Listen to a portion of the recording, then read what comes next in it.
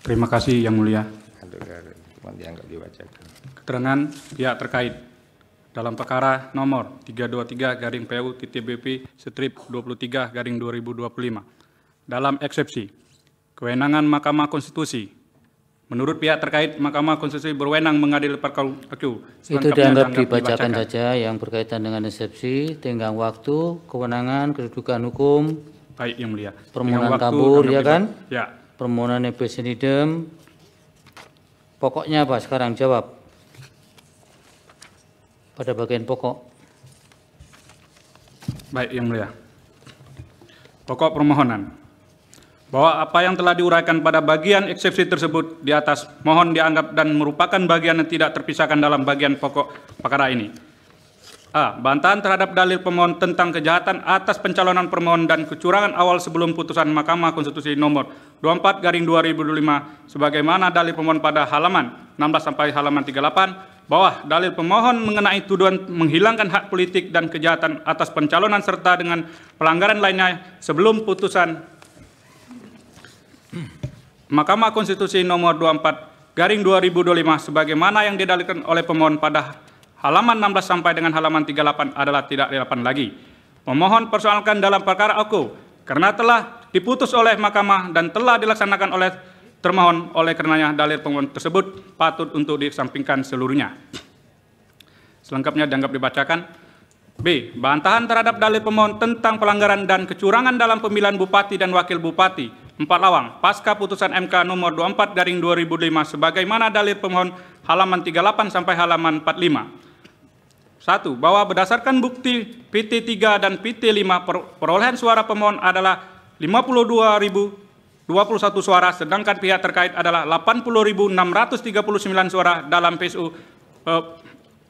pemilihan Bupati Empat Lawang tahun 2004 pasca putusan MK. 2. Bahwa pemohon sesungguhnya telah menerima dan mengakui hasil resmi perolehan suara yang ditetapkan oleh termohon, tetapi di sisi lain menuduh telah terjadi pelanggaran yang bersifat TSM baik sebelum maupun sesudah putusan MK nomor 24/2025. Sikap ini menunjukkan inkonsistensi mendasar dalam substansi pemohon aku. 3.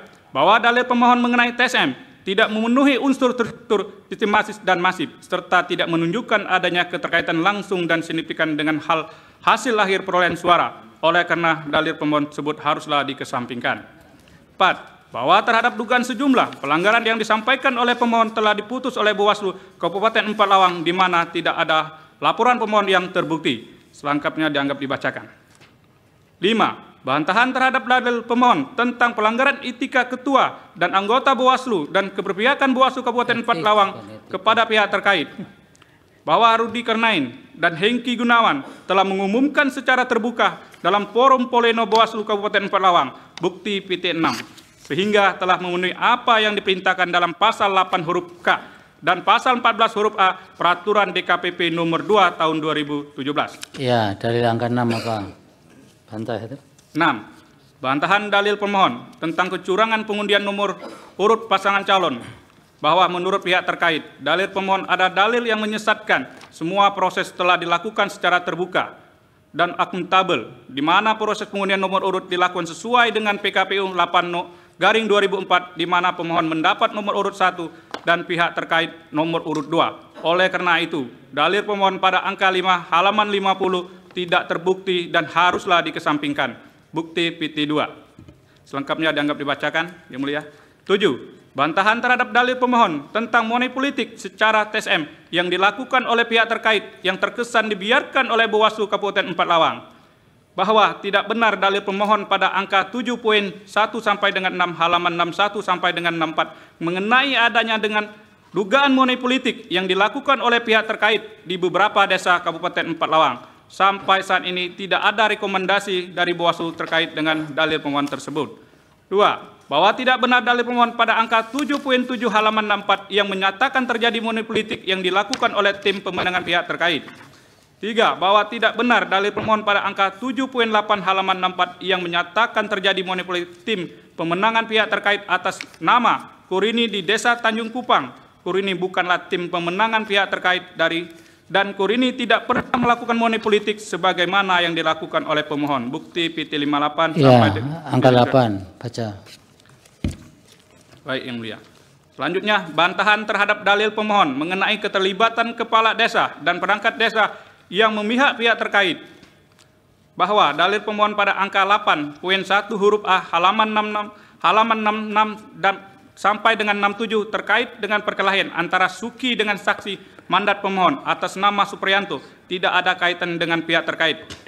Bahwa perkelahian antara saudara Suki dengan saudara Supradi merupakan haruslah urusan pribadi dan tidak ada kaitannya dengan PSU 4 Lawang. Faktanya, bukan hanya saudara Suki yang ditahan di Polres 4 Lawang, melainkan saudara Supriyadi juga ditahan di Polres 4 Lawang. Bukti PT 10 dengan PT 11. Selengkapnya dapat dibacakan Yang Mulia. Berkaitan dengan ASN dan camat, bagaimana ini?